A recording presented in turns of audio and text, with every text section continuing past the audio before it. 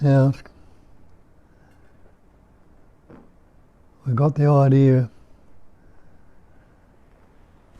it's spiritual, and there is God, which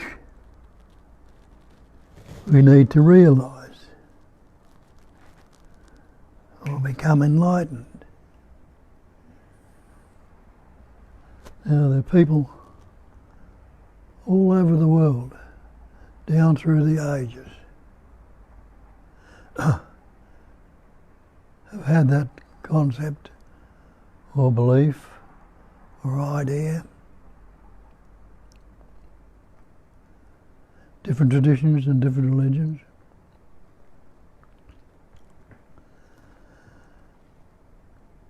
And the ones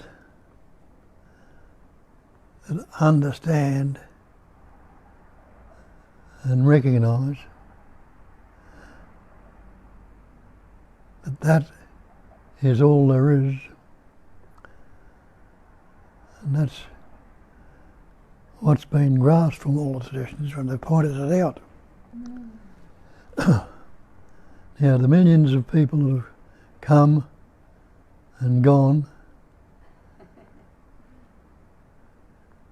how many people have recognised or realised their true nature?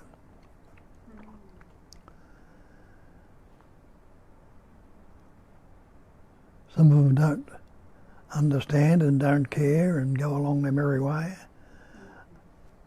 Majority of them have some belief in a higher power or a greater power and have the concept or idea they need to become that.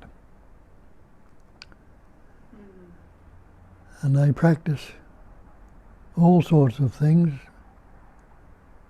to try and become that.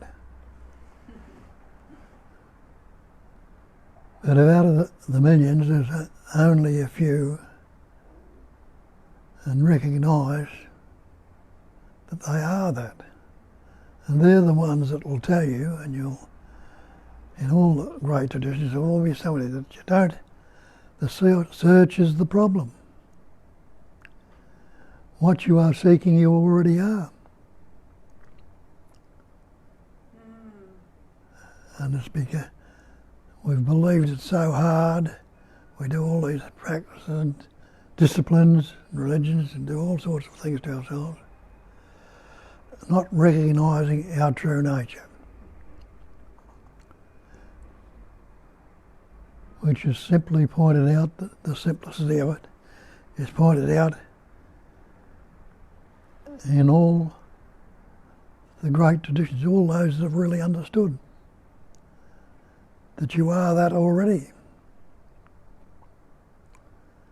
Pointed out in many ways.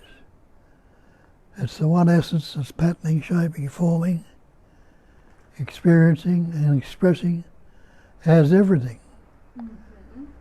which they call, they could put the label God on it, or reality, or the great perfection, or the absolute,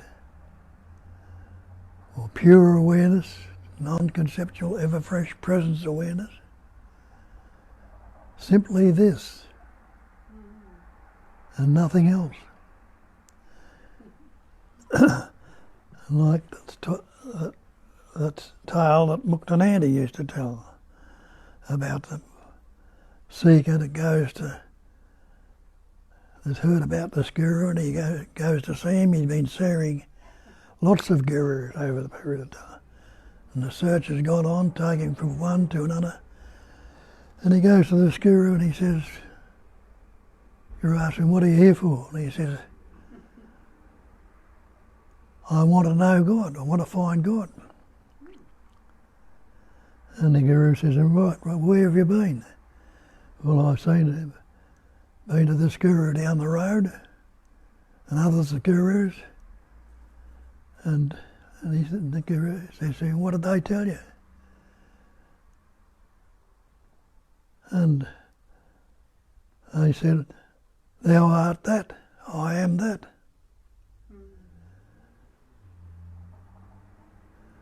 And he says, "You want to find God?" And they've told you that. Well, he realised that this bloke needs a bit of a jolt.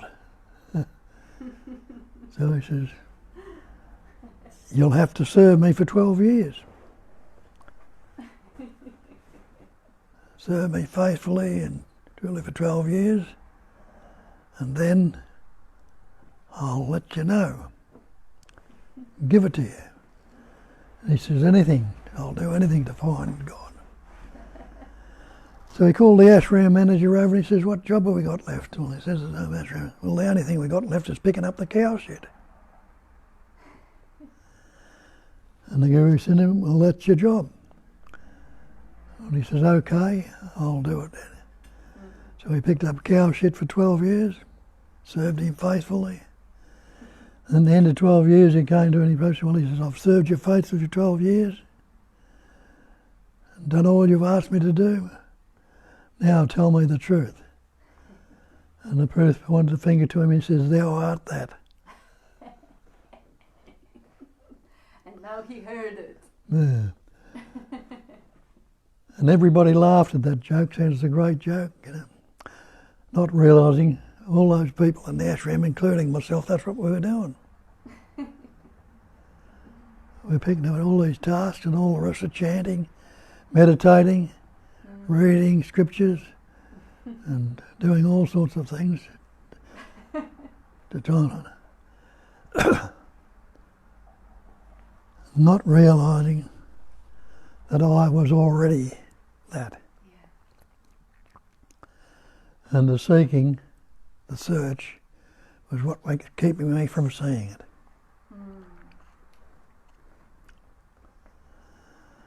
And I did that. I was in Muktananda's ashram for a few years following him. And finally, in India, from his ashram, I learned about Nisargadatta, another teacher. And like the people down the road, he said, "Where have you been?" And I've been teaching, been listening to Muktananda for years, following him, meditating, doing the mantra. And I've had many great experiences.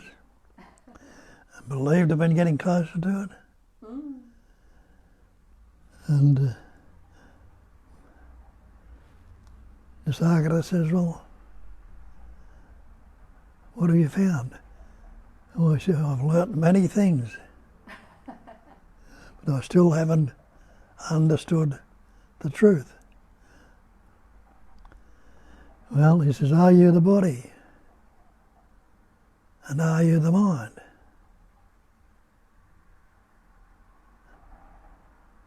And he says, "Have a look."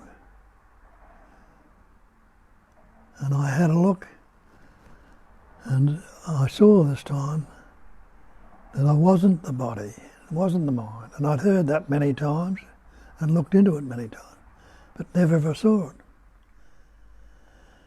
But this time, I did see it. And that was the end of the search. But it didn't stop the living from going on. But it wasn't the same. When the old habit patterns came up, instead of being locked into them, it had come up, "Hang on a minute. You heard what Nisargadatta was saying. You're not the body and you're not the mind. It's your body, my mind. And who's the me or the mind that's seemingly taken delivery of it?" And realised it was just another thought, another concept. Concept was like everything else was taken delivery of the thought, "I am." The primary thought, the sense of presence. It's translates as the thought. So in this appearance of the body-mind, it was my body, my mind. But then who was the me? Who was the mind? It was me, Bob, the Australian, the good fellow, the fellow having a bad trot, or the unhappy fellow, the angry fellow.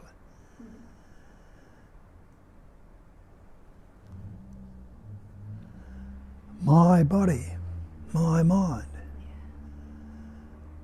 And who is this me or mine? I believe it was this person, this separate entity, this individual. But then have a look. What about my coat, my car, my house?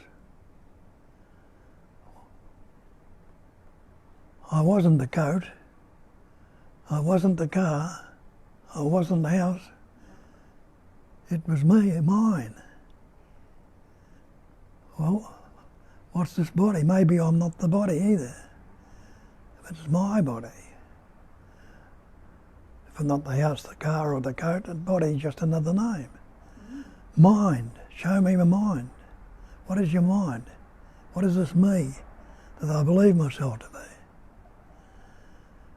And it was another concept also, based on that primary thought that came about when I was a little child, when my parents told you, you are Bob. And they said, that's what you are. And I have that, and I translate that as I am. And I am is the primary thought, the sense of presence, the primary words that I've understood. I, or me. I am seeing, I am thinking, I am hearing, I am tasting, I am touching, I am fearful, I am anxious. I, or me. What's this I?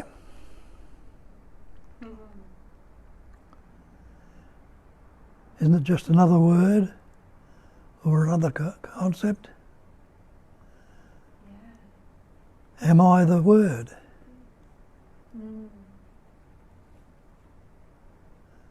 And where did I begin? And I realised as far as I knew that was the beginning of me. That word, I am. When the parents told me I was Bob. And they told, I've learnt words like I or me. So now I planted this I onto this image of Bob. And this Bob was the conceptual image I had about myself, the person, the mask, the word made up of concepts, ideas. And looking at some of the things I read and understood, or hadn't understood before, but hadn't recognised, and go to one of the main ones in the Bible. In the beginning was the Word. Well, there it was. I didn't begin until I'd picked up this word, I, or me. And yet I was living for some time before that. I didn't have any words and didn't know anything about it. And it goes on to say, and that in the beginning was the Word, and the Word was with God. In other words, if the Word is God, and God is all there is, that word is a label I have for this godliness, so-called godliness. All things were made by Him, by the Word. And looking around and seeing that the tree, the flower, the space, everything we put words on, everything I could ever label or name was named by the Word. There was nothing made that was made without the Word. So, I got some questions there. No, it's just a quick comment, few words. So there is, I'll probably go forward to hear me better. It's really funny, so I'll just interrupt and we'll go back to the spiel. Hi everyone. So there's a comment from Julia. When you were talking about Nisargadatta, who, you came from Muktananda, she says, thankfully he didn't make you shovel shit. He's shoveling for Muktananda, didn't you? Yeah. But then we have Caroline saying, "What's wrong with shoveling shit?" She's laughing. And Julia says, "Caroline, apart from the smell, nothing. Even shit is nothing without a thought." Mm. Back to the spiel. Who was the smeller? The smeller, that's the point. Yes. Who was the smeller? Can a thought smell? Can label it a smell. Beautiful. But what can a thought do? And so from that I learned that all the thoughts, all the words, though they're very useful in the manifestation, when believing that I was this entity, this conceptual mental construct, the person is another word from the ancient language, the Latin language, persona, the mask. So all the thought was, or the word, was a mask, a concept, a mental construct. That's what a concept is. And what's a concept? Is a thought. Yes. A word. What's a thought? Well, thought is sound. Subtly, it's a vibration. Vibration is sound and noise. Word. And the vibration is a movement of energy. Just like these words are now, they're vibrating, aren't they? They're making sound. The sound being a car just went by, that was making a sound too, coming from the motor. But the car itself is not saying I am a car. It hasn't got that intelligence, it's not imbued with that intelligence. The intelligence that went into the making of the car came from the human patterns, shapes and forms, which the words are coming from.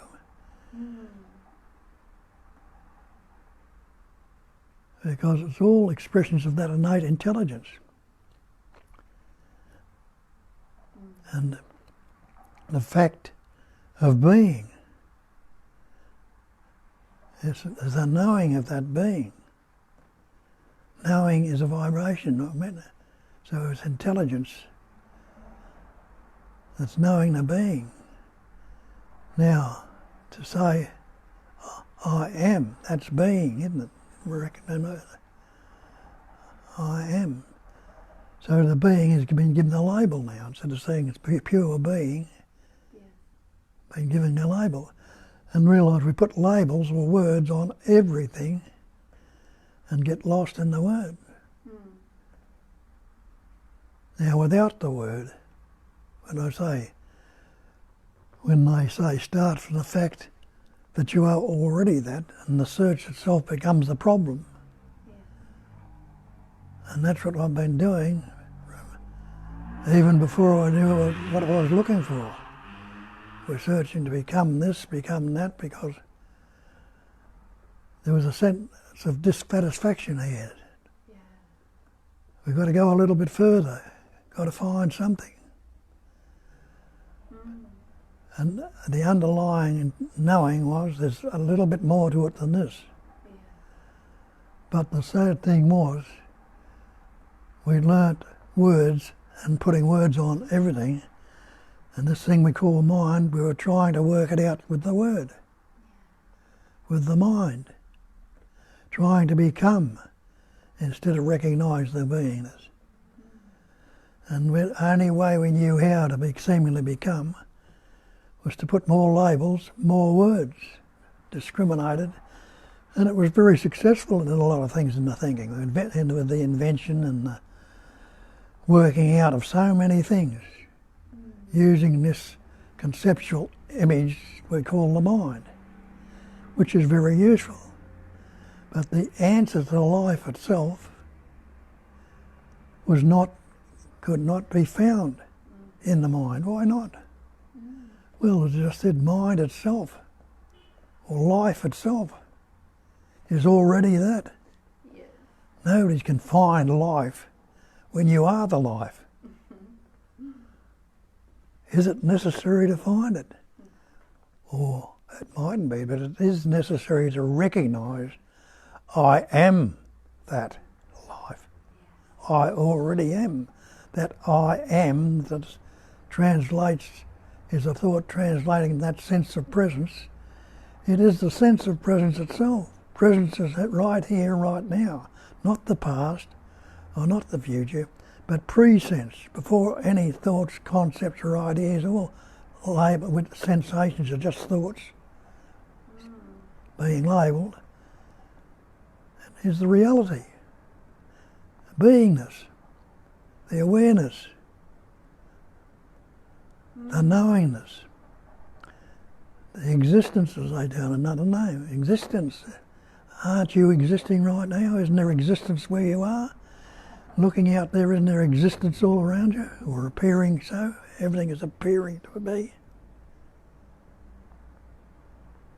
What can be added to it? If it is absolute, they call it absolute. What does absolute mean? Another word we've learned, meaning it's absolutely a totality. Nothing can be added to it, nothing taken away. Or, as Buddhists put it, the great perfection. What can you add to the perfect? Nothing. What can you take away from it? Nothing. So, that's what we're seeking for, the great perfection.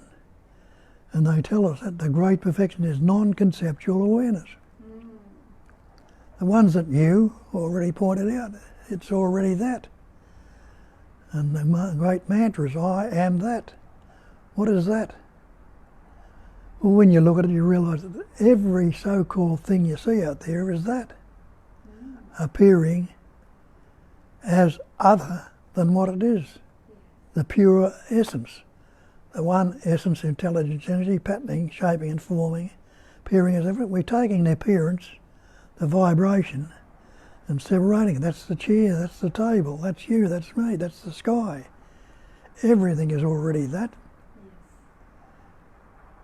But we're putting the labels on it to give it some sense of discrimination because it appears to be separate.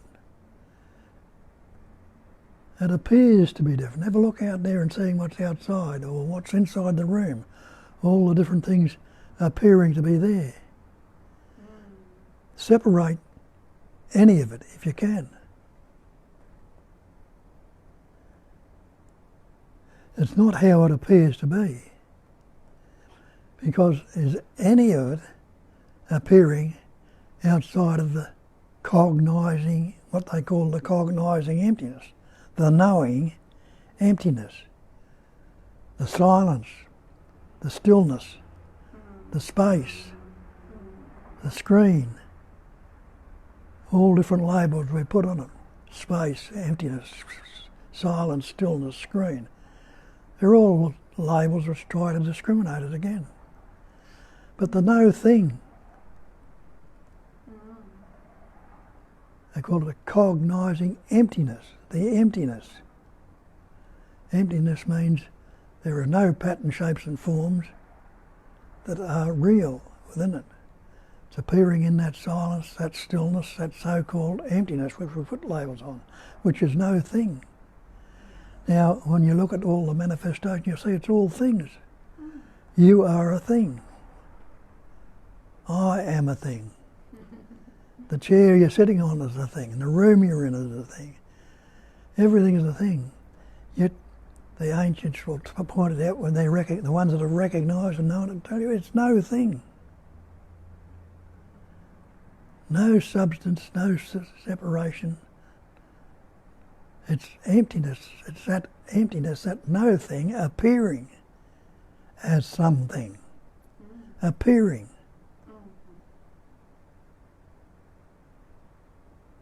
What's appearance?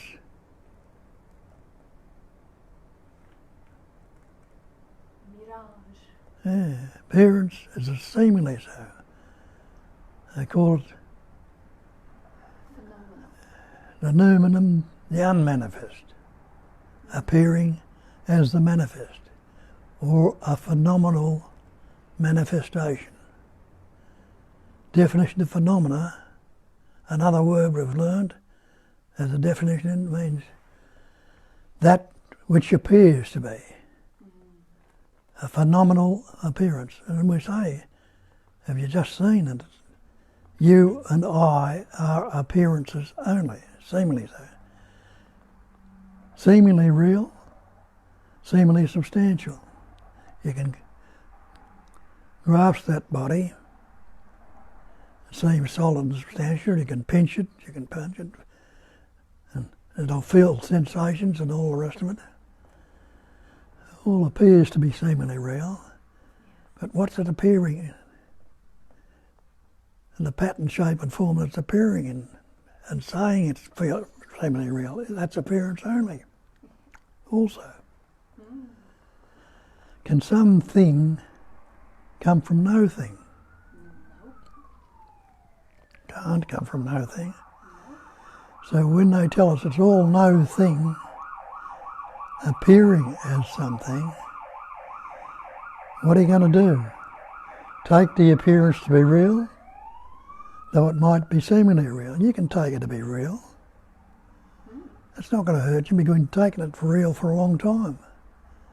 But the realisation that it's only appearing to be real, you're no longer bound by it. We take a lot of things to be real. When you investigate them, the fact is that the false cannot stand up to investigation. Use the analogy of the blue sea, the water appearing to be blue, the ocean appears to be blue. Go down and get a bucket of blue water out of the sea. You'll see the water's not blue. The blue sky, space, when you look further out, appears to be blue. Is there any blueness in the room you are in? That's you're in space. It's not. The water in a mirage. Driving along in what appears to be water on the road, you drive up to it, it disappears. It was only seen a rainbow. A rainbow appears to be in the sky. Colours appear to be in the sky. They seem to be real. But if they're real, why aren't they always there? They're not. When you investigate it, it's the sun shining through the mist. Misty rain, and appears on the background, the space-like empty background, in the seeming distance of it, appears to be blue. It all reflects, these things seemingly reflect in it and appear to be real.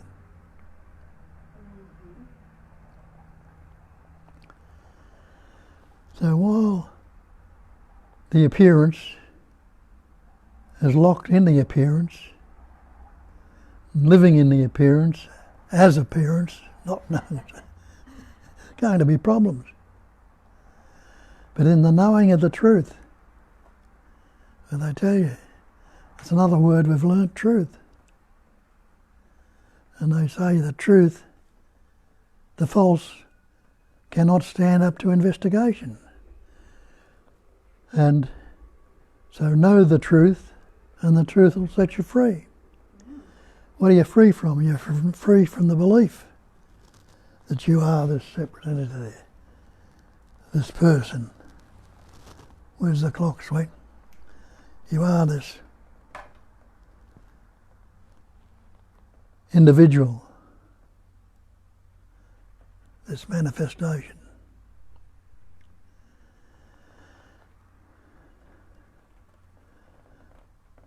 But in recognising it and looking at it in this different way to what I was brought up to believe and all the rest of it, and seeing it for myself and investigating it, I see that what I am is what they say I am. I am that one essence. There is nothing separate in it. It is the one essence. Everything is appearing in that space-like awareness on that empty screen. The screen is empty, so what can appear in it? Can something come from nothing? It can't, though it appears. And I've got a mirror in the room here, and you've probably got mirrors in your place too. Yeah. And that mirror, when I look into it, is totally full of reflections. They appear as images in the mirror. If I go up to the mirror, I can't get one reflection or one image out of it. All I can do is grab what the glass. And if that glass is clear, but what we call the mirror, it's not clear anymore because it's got a back painted onto it, a background, just the same as the background is the blue sky with the rainbow appears in when it shines to it. But the blue sky, the sky is empty. Though it's appearing to be blue, it's got no colour in it whatsoever. So all those reflections that appear in a mirror seeming real. But you can't say they're not there. But I can see my face in the mirror, or what I believe to be my face. And it's the only reason I can see what it's like, because I can't see my own face. No. Can you see yours? Somebody else can see your face, and they might have a different concept about it than what you see in the mirror, what you have, the concept you have about yourself. So all this manifestation is a conceptual images made up of concepts, ideas. That knowing the truth, what's the truth? In seeing the reality, the absoluteness of it, not taking on board with the conceptualising, just relaxing into it and letting it be, and seeing a wondrous way it changes, constantly transient, constantly vibrating. That energy, which you can't see, is constantly vibrating. And vibrates into different patterns, shapes and forms, which are just like reflections in the mirror. They're only seemingly there. Yeah. And we've got this wonderful display when we call in this universe, in this manifestation. But it can be very fearful, it can be very unhappy because we're relating it to another image, me. Seeing the truth about it and seeing that this pattern that I call me or I is transient like the rest of it, is constantly changing. It has no substance or any independent nature, but the energy of belief, like the reflective tina, is seemingly, background is seemingly real. And so I'm constantly relating to this imagined person, caught up in the fear, the anxiety, the stress, the guilt, caught up in it, and suffer accordingly. What does the emptiness know about suffering? It's complete, it's absolute. What does it know about fear? What does it know about stress, guilt, anxiety, or any of these concepts that the wondrous intelligence is energy is pattern shaped and formed, and we're describing right now or relating to? Not a thing. It just goes along patterning, shaping and forming, expressing. And while the belief is there that there is someone or something who can become or get it, or needs to become or get it, needs to change, there's going to be problems. Because it's separated, it's divided. We've divided the individual, divisible, and separated the inseparable. Instead of seeing the one essence that's transient, it's constantly ever fresh, constantly ever present, constantly not unaware, so it must be aware, constantly changing and appearing as so. But like the ocean is always the ocean, but it's ever changing. Waves, ripples, foam, tsunamis and everything appear on it, tides coming, but yet it's never changed. It's still only the ocean. Ever changing, but never changing. That's what these pattern shapes and forms are. This pattern that I call I or me is changing. It's not the same pattern that walked into this room with.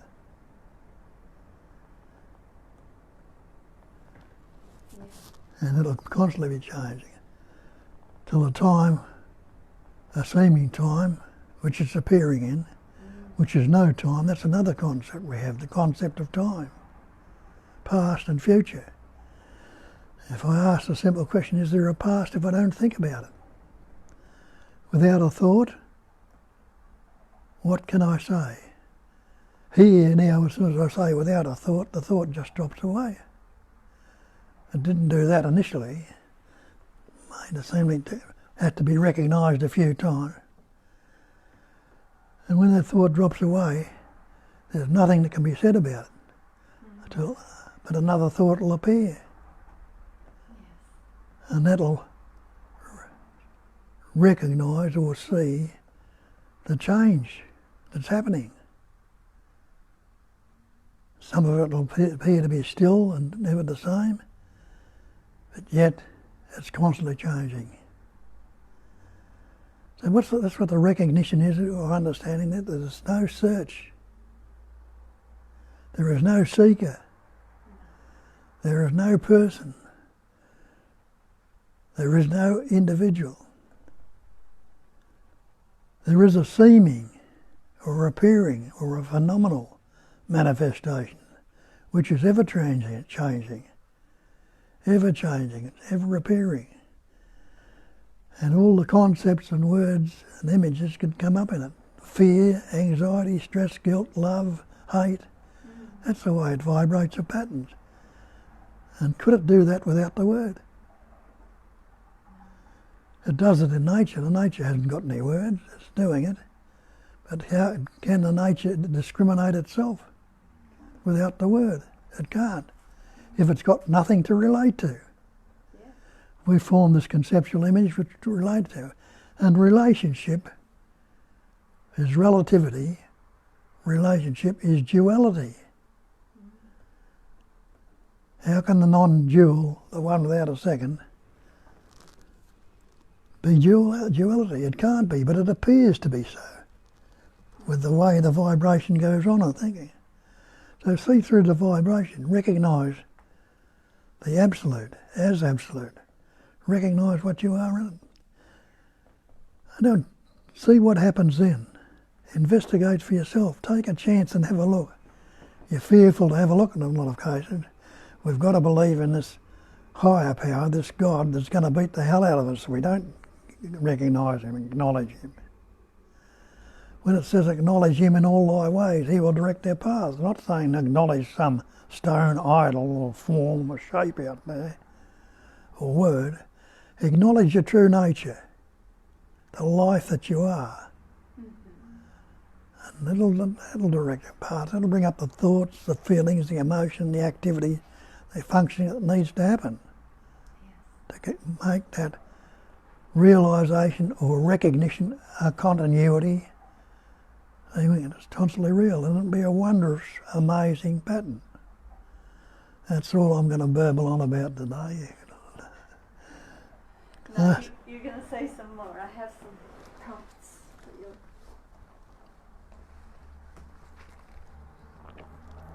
Hi, thank you for your comments. There was quite a few beautiful. I didn't read them all, but I was just waiting for the gap in the spiel.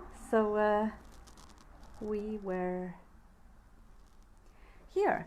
Amarnath, I don't know, some of them you've already answered, but Amarnath was saying, Dear Bob, can you speak on self, non-self, words and silence, absolutely no different at all? The form and emptiness, whatever, just being one? Yeah, well, words and silence. Self and no self. Self, no self, yeah. Words, silence. Yeah. Is there such a thing as a self when you recognise it? A seeming self there, a seeming words there, vibration. Words are vibration, a movement of energy. This seeming self, this pattern, shape and form, is constantly changing. So that's another vibration. It's all a seeming somewhat of a movement. Now, is there even a movement, a vibration? Yeah. Does it have any beginning, that vibration? Does it have any beginning? It doesn't. Does it have any ending? Because it's timeless. When does now start? Now. When does it finish? Right now. When does it start again? It's starting right now. When does it finish? No. So vibration is just a somewhat, what they call in the scripture, a somewhat of a movement. Seeming, they call it what? Is it soma or spander? Or other labels they've got for Throb. Throb, pulsation, yeah. Couple of Yeah, so it is chi or pure potentiality. yeah. They say it has potential to express in a form or to move or to vibrate, but whether the vibration has any solidity, it creates all the forms and shapes and patterns. So now Tanya says, so reality is seeing, hearing, tasting, touching, smelling without the labels, just being life itself. Yeah. Yeah.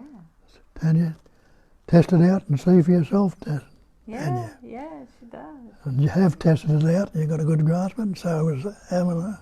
Amarnath says, registration without response. That's a quote from Nisargadatta. Very elegant. Yeah. Registration without response. So there you are. You read it from Nisargadatta and you hear it from somewhere else.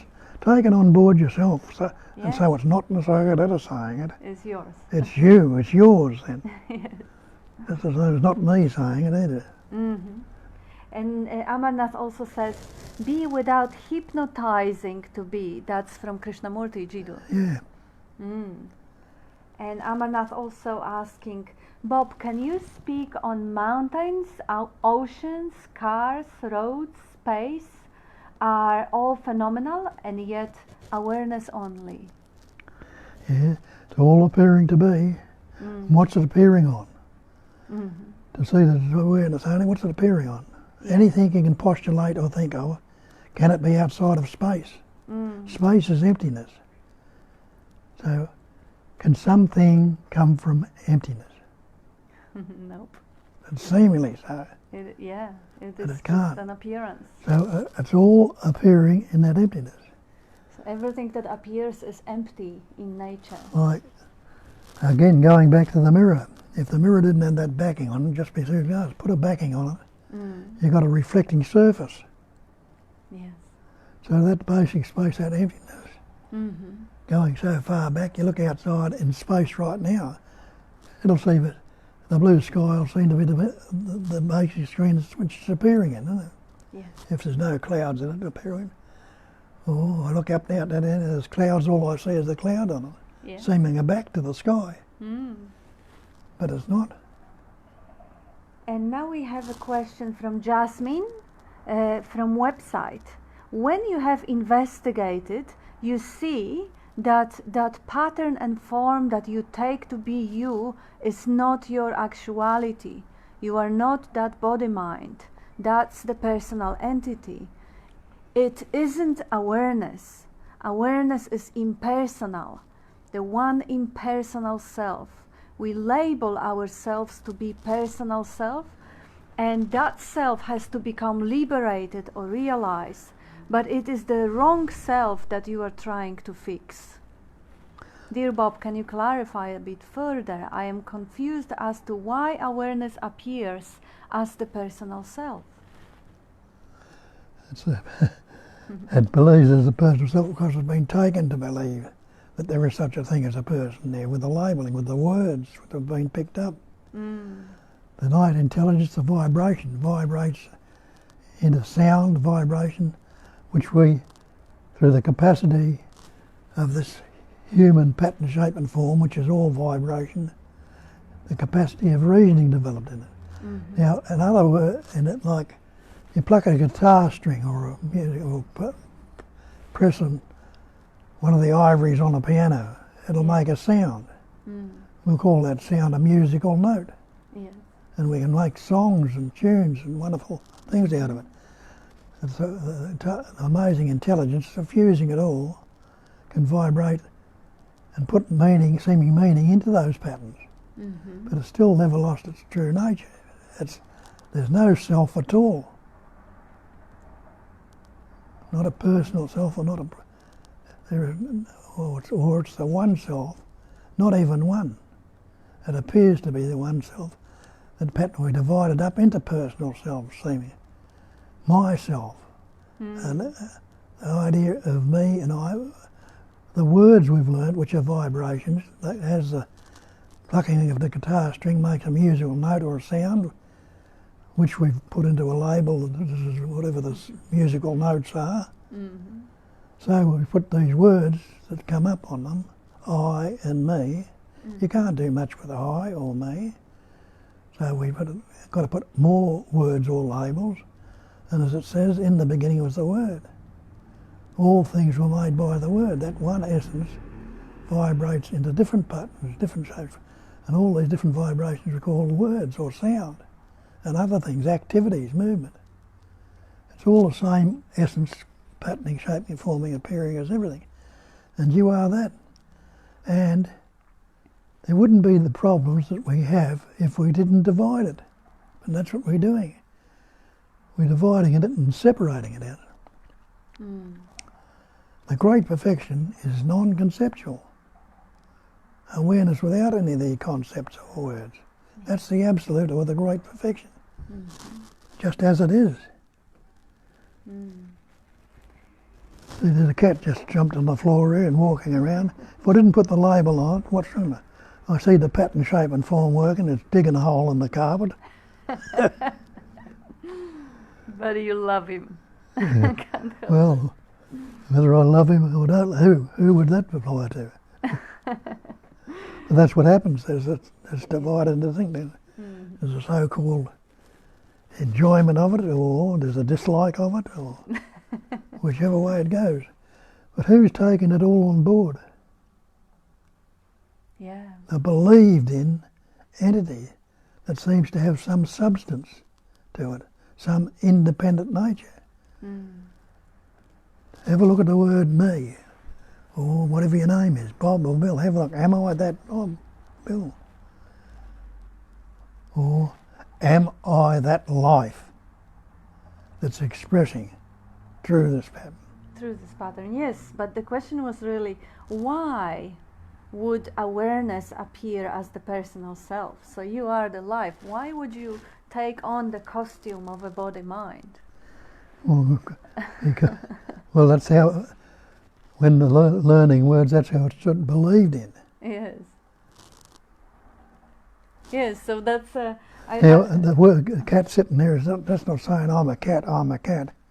And it's not saying why, me as life, I have the body of the cat and I think I'm a cat, but because it doesn't... It's acting as a cat, it's appearing as a cat, shaping and forming as what we call a cat. Now, if the cat doesn't know it's a mouse, it's not going to get a feed, is it? Come, darling. Come, darling. You are being spoken about. You show yourself in a picture. Come, sweetie. Yeah. Yes, so the question why is actually, I love that question, because I love the stories. And the question why always invites the mind to come up with the story. Yeah. Whatever you ask why, the mind always, because that's the greatest improvising tool ever invented. Yeah. Who wants to know? Yeah. So the mind always answers. If it doesn't have the answer, go to the hypnosis or regressing or whatever. Ask about past lives. The mind will just come up with the stories like this. So the question, why would awareness take a form? That invites a lot of beautiful stories. One of my favorites is for appreciation, for love. How else would the empty field of pure, solid block of consciousness, or even unconsciousness, because it is not conscious of itself while it is not experiencing itself as a form, because the consciousness is the seeing, hearing, tasting, touching, smelling. Why would that want to see, hear, taste, touch and smell? For love and appreciation. That's one of my favorite. Another one is how else would the self-appreciation or awakening be possible if there was no falling for a dream? So it falls for the idea of being limited self, so it can wake up and fully fully appreciate its limitlessness and omnipresence, omnipotence, omniscience. Otherwise, there is no possibility, because if there is no duality, there is no expression, there is no experience. If everything is white, there is no white, and there is nothing. If there is no day, there is no night, and there is nothing. So if there is no separation or imagined, felt sense of separation, the sense of freedom from separation is unthinkable, is for granted. So the awareness, which is unconscious, paradoxically, the word awareness is also kind of funny, because it suggests that there is a conscious, or there is a consciousness aspect to it. Well, it is not. It is the knowing aspect, but it is not knowing of things. Knowing of things, knowing about things, is the consciousness. The awareness does not. It's just acknowledging the fact of being. It's just awareness of being. Just is, not I. Who's asking the question? I. Yeah. Who am I? Who's the questioner? The questioner is the very question itself. There's no questioner who is asking who am I or what am I. What's there without the questioner? No question, no questioner. What? It's just what is. I think I've seen that beautiful answer Jane gave us. In its unicity, it cannot know itself, and that's so true. That's the ultimate answer. It cannot know itself, so it just dreams to be separate. So it dreams that it can see a glimpses of itself in the reflections, in the mirror, in other people, in the sky, in the nature. So, but it's just a dream. And well, that's the primary separation when we learn the word I am. Yeah, and also who wants to know? Julia's version of that question is, who gives a shit? But yeah, I love that question. Thank you for that question. It's a valid question. Why? Question why? Yeah. Why would God want to experience suffering? Why would ultimate love and totality want to feel fragmented and isolated and separated and longing for itself? Like, it seems valid, but the answer is not in the mind. No, that's right. So there's no God that wants to know. That's just a word. Yes. And there's no I that wants to know. Yes. Yes, all versions of those questions are invitation for the story. Yeah, it just is. As I say, the cat doesn't know why am I a cat. Yeah. Cat is a cat is a cat. Yes, I'm cat. You're a cat. I'm cat. I don't know what I am. I don't know that I am cat. They call me cat, but I have no idea, and I have no interest in finding it out. I used to spend years and years trying to find out what my self-definition is, and it just disappeared, dropped. It just gone. When you're told, when little Johnny or your little Billy when you're a child, I am little Billy or little Johnny or little cat. Yeah. We put the label on ourselves, and that we've got a starting point. Without that I am so-and-so, who are we going to relate to? Yeah. Who is it happening to? And then if I think that this is what I am, then obviously I'm limited. Yeah. I'm not good enough. I feel inferior. I feel a sense of unlovability, unworthiness. Well, you've taken yourself away from the totality. Absolutely. And I gotta fix myself. Yeah. And constantly be on guard, comparing myself to others and feel bad about myself. Or feel superior, which is equally bad or even worse. Start from the fact you already are that. Yes. Keep investigating and seeing for certain that or this is what I am. Oh, we have Armanas answered that question as well. Confusion, appearance and personality are same, cannot stand up for investigation. Division, separate center was taught by our parents' society. Parent society themselves are phenomenal, one awareness appearing as many. Yeah, beautiful. And Lily says thank you. And Martin, that was great, such a Dzogchen master. Dzogchen master. That's Martin says. And Amarnath, seeming self is non-self, Bob. Thanks, Bob. And Jane, amazing barbling Bob, totally clear and direct as always, straight to the heart. Thank you, love you. And Amarnath, self-realization is a notion. Separate self do not exist. Who has to realize what? That's quote from Nisargadatta.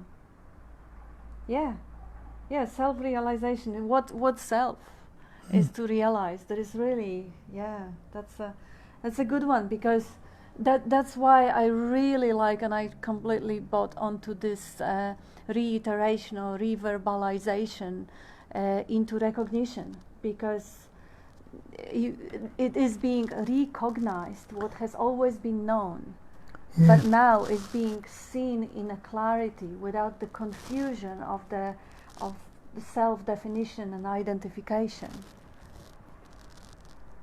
Martin, the ocean analogy was wonderful. The ever-changing, never-changing. And Amarnath, you're not costume of body by life, your life, Kat. That's what? You are not costume of body by life, your life. You are life. You are life, yeah, absolutely. Yeah, you're not the mask, you're not the story, you're not the personal story. Now, Richard, Empty Dumpty sat on the wall. Empty Dumpty had a great fall. All the king's horses, all the king's men couldn't put Empty together again. Why not? Beautiful.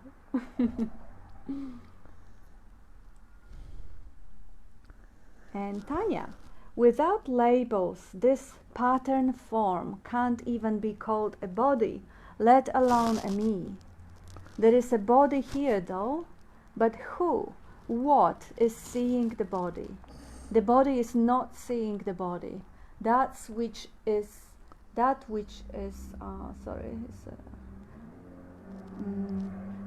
aware is seeing the body. So I can't be just this body in particular, although thought says it's convincing that seeing is coming from a viewpoint where the head apparently is. But how could seeing colors be located anywhere? Seeing, they say, seeing no thing, yet it is seen. Yeah. It's no thing, even though it's appearing in as all the things in this room, it's still the no thing. That, like the mirror, you're still only seeing you're seeing that what's in all the appearances appear in the mirror, but there's no thing you're seeing there. No. Still there. Seeming, it's all seemingly so. And definition of phenomena is that which appears or seems to be. It's all seeming to be so. And that includes the viewpoint or perspective, the angle from which things is seen. It belongs to the same dream, it belongs to the same appearance. And in the appearance, yes, you are assuming a perspective. Even in a dream, when you look at something in a dream, you see it from one angle, not from all of the angles. And that's the wondrous amazement of it all. Different angles can be seen from them. Many variety, millions and myriads of variety in way, shapes and forms. That expresses or seems to be so.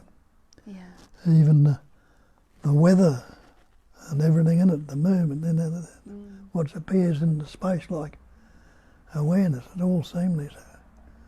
Amazing. And thus, quoting William Blake, eternity is in love with the production of time. Nice. Beautiful. And Penelope, thank you, Kat, for your explanation of that question. Very grateful. Thank you. Who was that? Penelope? Penelope. Penelope. Sorry if I don't pronounce things Sorry. Atul, all potentials exist, even experience of separation to enjoy. Yeah. Beautiful. Yeah, absolutely. It could be enjoyed if there is no personal attachment to the outcome or imagination and comparison in what should be instead. If there is no resistance towards the reality, even so-called difficult feelings can be enjoyed. The sadness can be seen as what it is, the love for what's been lost. Everything can be enjoyed. And Julia, I loved Bob's pointer about eternity. When does eternity start? When does eternity stop? It is some imagined moment in the future, or is it just this? Just this. Yeah. Beginningless, endless, timeless, spaceless, bodiless, mindless. Yes. Beyond the where, when, why, or how. Prior to all those things. When we say beyond, that's what we mean. Yes. When thought stops, when there's no thought, you're beyond the mind. It's pure mind. Prior to thought. Because the breathing's still happening, heartbeat's still going, hair and fingernails, everything's going on. But thought has stopped. So that means you're prior to the thought. Otherwise the thought couldn't be it.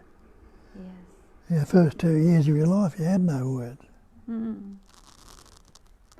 And we have the comment from, and this was a reply to Tanya on labels, that without the labels the pattern can't see here. All bodies are within me, yet I am beyond all these bodies too. Yeah. Yeah, if you are alive, everything that appears is appearing within the awareness, within the knowingness, experiencing. And Amarnath answering to Atul, enjoy without enjoyer. And a lot of nice smiley faces and hearts. Who was that? That was enjoy without Yeah, but enjoy who? air. Amarnath answering to Atul.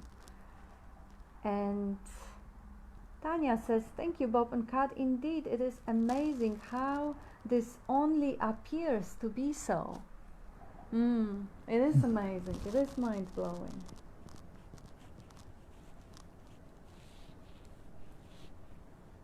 Yes, you see, that the movie appears to be on the screen. Yet the screen is not contaminated or corrupted or touched in any way, shape or form by the movie. Oh.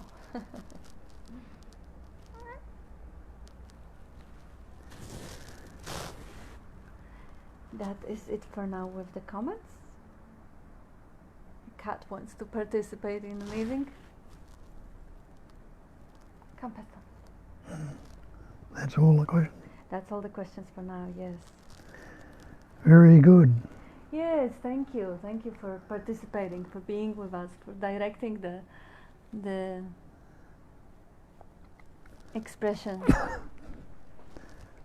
Just what's left to do. Just leave the expression happening. Continues to pattern, shape and form. Transient.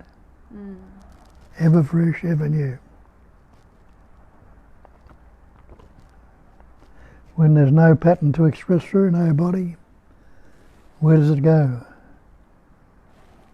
Yeah. It never came out of the emptiness. Can never go back into it. Still the emptiness, appearing to be different.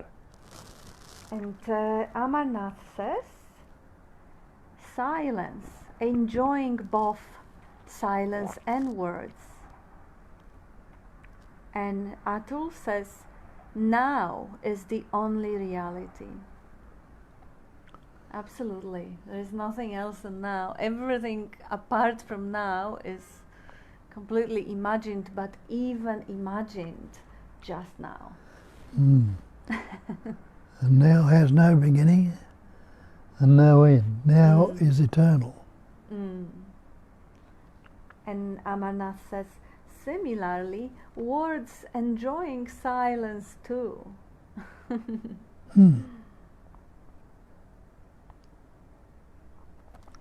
Yes, nothing either good or bad, but thinking makes it so.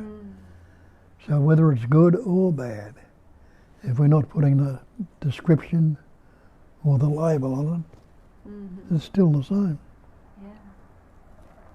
The description can never be what's described. What we're trying to describe something now will never be its description. The map's not the territory. The word's not the real. All things have been pointed out, seemingly pointed out over the seeming ages by seeming others.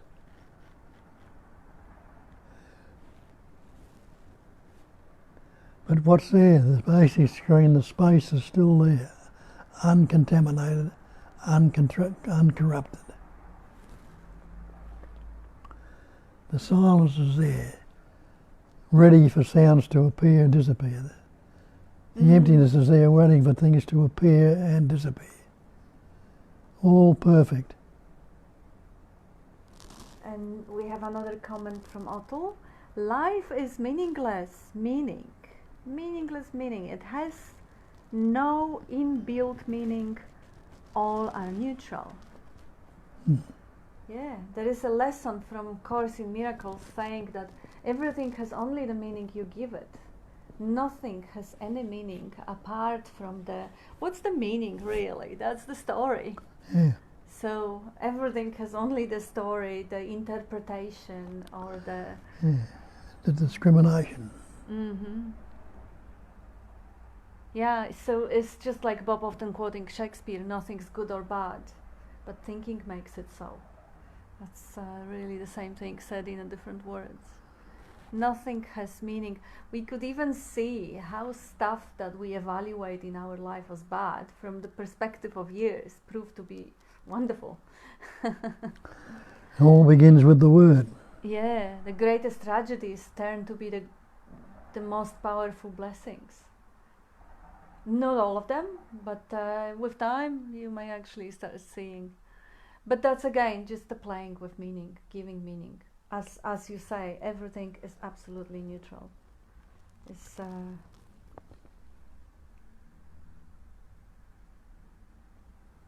Michael, moving until we give it a name, swirling energy. Everyone can point at it and see its impact and agree that it is there until it isn't, and the center is always perfectly still. Paraphrasing Fred Davis. And Amarnath says, today's spiel and discussion is full of smile. Otul, beauty is in the eye of a beholder. And that is a beautiful one too. Yes. Yes, if you don't see the amazement and the brilliance of that whole arrangement, whole that miraculous play of life, look again. And see that word, beholding. Who's holding it? Believed in being, not the person. Yeah. But when that beauty and that amazement and that miraculousness is not seen clearly, what obscures it? What stands in the way? That will be the meanings, the judgments, the interpretations, the stories standing in between. Because with the empty mind, with the I don't know mind, with the receptive mind, everything that shows up is amazing, because there could have been nothing, and there really is nothing. It's just appearing as a thing. But when the interpretation comes, it is related to the me, and then it's relevant to me, or is pleasant to me, or is auspicious for me, or is not. That is where the misery creeps in. Because even if it is a positive event, or is a good picture, or nice relationship, well, it is not going to stay this way. It is going to change. So even a positive meanings or optimistic outlook is ultimately causing a suffering because of the rule of life. The only constant is change, the fact that nothing stays the same.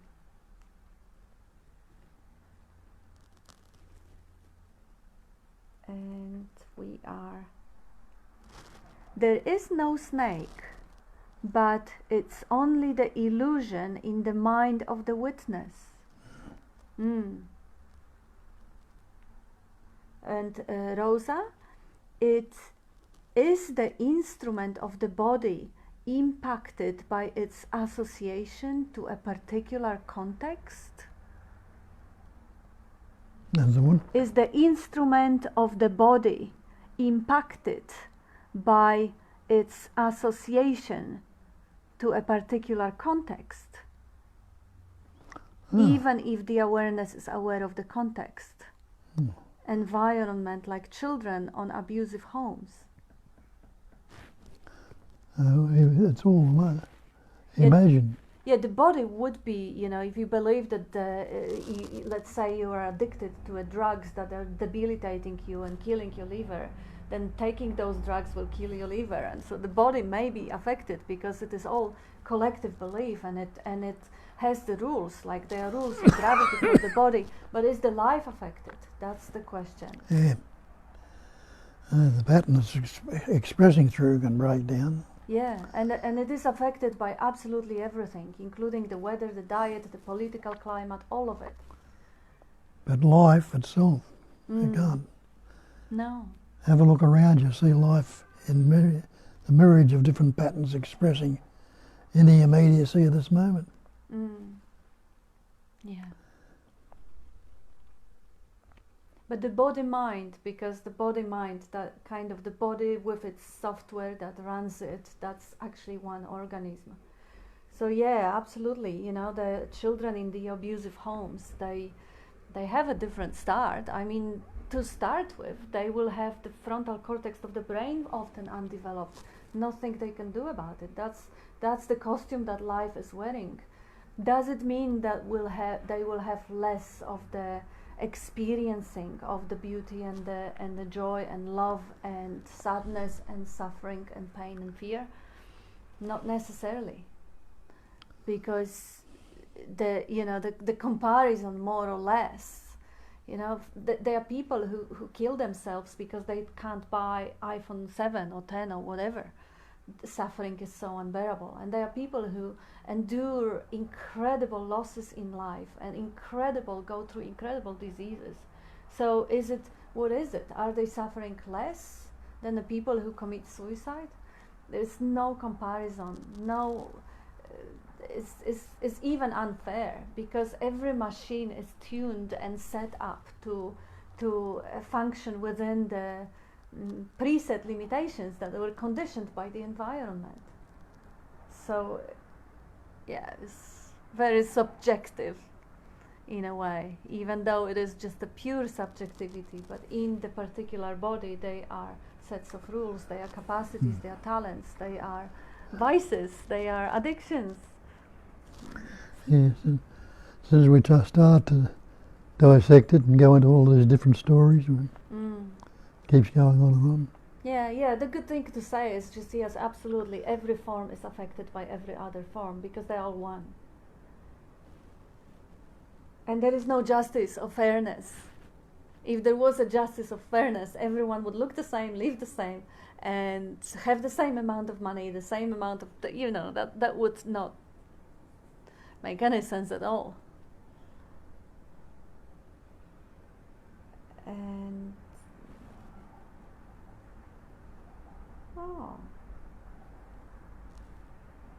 beauty, Richard says, I also in the eye of the beer holder.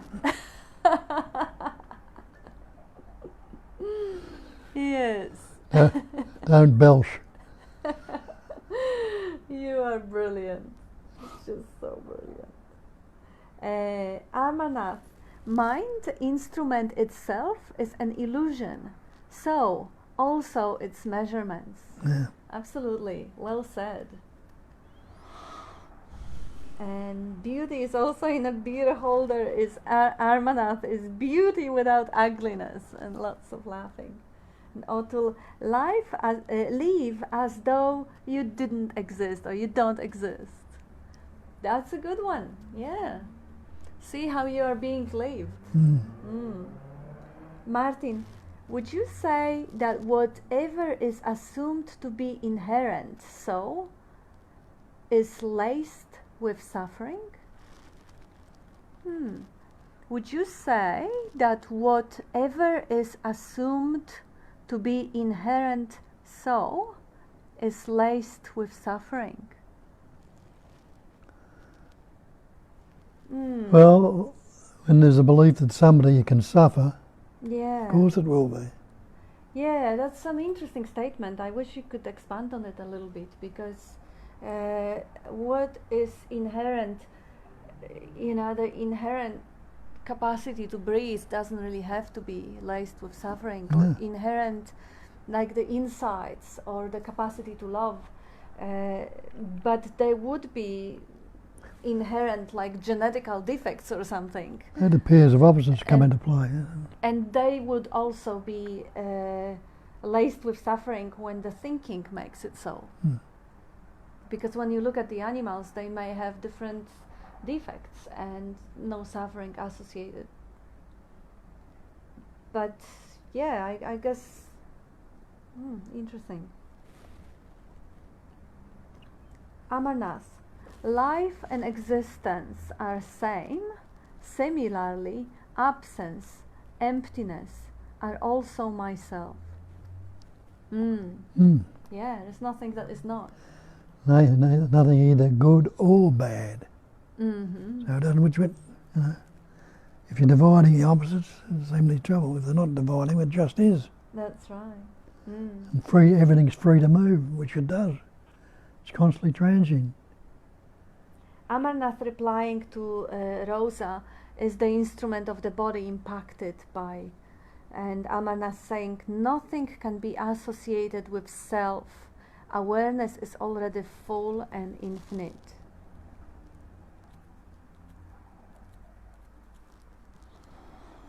Otul, body follows mind and mind follows consciousness.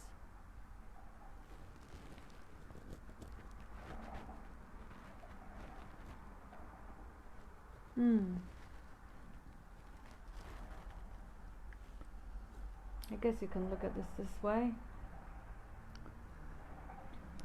Inherently, would you say that? Yeah, that was the comment Martin made earlier. Would you say that what is ever assumed to be inherently so is laced with suffering?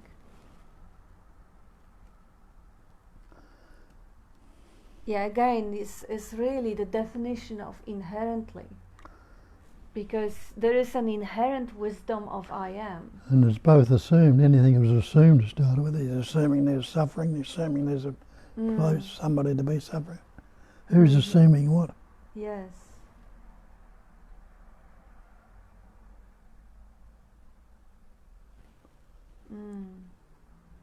Inherently, meaning it exists in and of itself.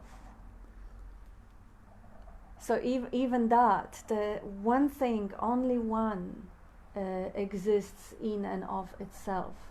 And that's the pure essence of being. That's the reality. Everything else is constructed, easily say, like even if that's a genetic defect of the body, it has been constructed through the food the grandparents of the grandparents were eating and the air they were breathing. It has been constructed. It doesn't exist of itself. It came into being and it will go out of the being. But what's really inherent, the only existence, the only reality, is the pure, not even I am. I am is just a label. It's the awareness, the emptiness, the cognizing emptiness, the Sat Chit Ananda, without even the conscious expression of it. And would that be laced with suffering? If it's non-dual, you can't even differentiate suffering as the opposite to what, please? Or happiness? Differentiation from the non-dual, from the absolute, kind of doesn't really fit in the picture. But yeah, if you mean inherent as something inborn, then of course it would cause suffering if the thinking comes in and judges it and resists it. And that would be absolutely everything, even the positive qualities of character. So exist in and of itself. Now, Richard, everything is unclear for the pessimistic.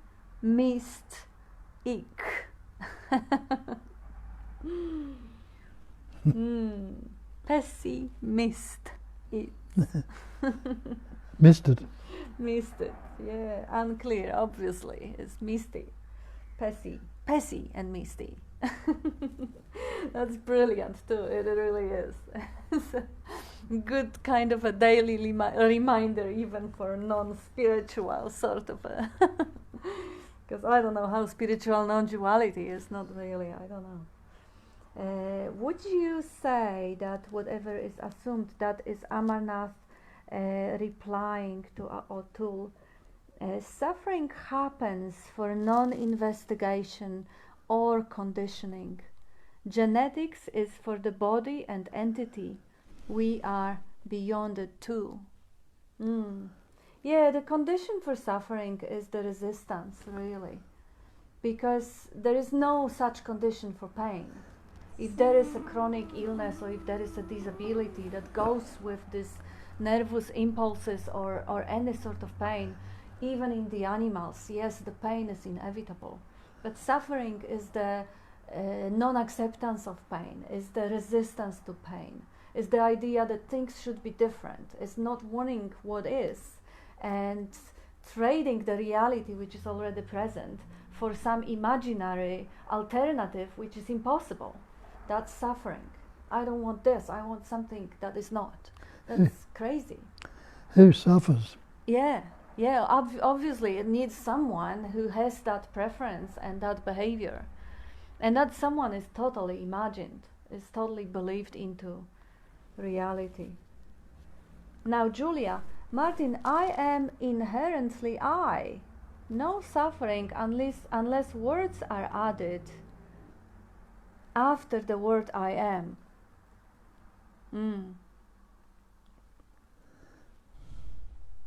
And Michelle, life is inherently unsatisfying for the me, as it is always chasing pleasure and avoiding pain. Brilliant. Yeah. It's always for the believed in me. That's the initial. Absolutely. She put the me in quote unquote. Yes. So we set that up, the believed in separate. That's right. Yes.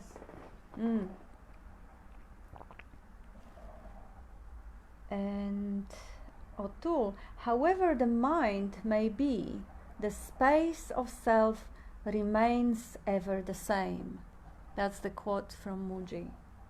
Yeah, the emptiness. What does it care whether the mind is cloudy, noisy, pessimistic, optimistic? What does the screen care about the cowboys and Indians shooting each other?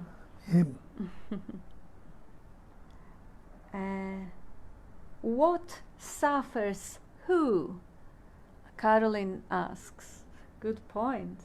Everything passes, no staying. Great fool, Caroline says. Although resistance is to what is. Now is suffering. Resistance to what is now is suffering. Absolutely. That's the easy way to view suffering. Resistance to what is. What is means unaltered, unmodified, uncorrected. Leave it as it is. And there won't be suffering.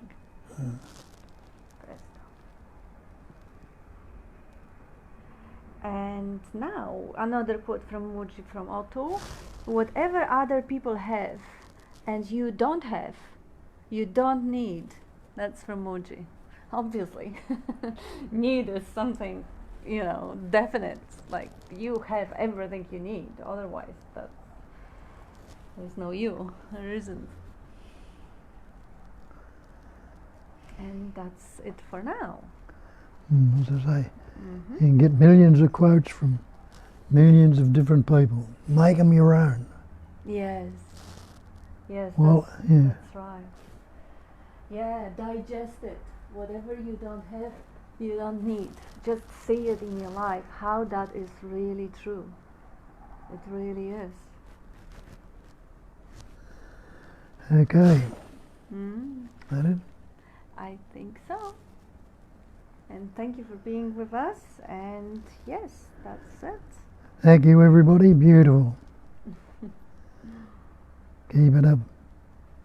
Love you all. As we started up, you started off with you are already that. Give up the search. Give up the search. And we have a couple of thank you messages at the end. And Thank you, everybody. Love you.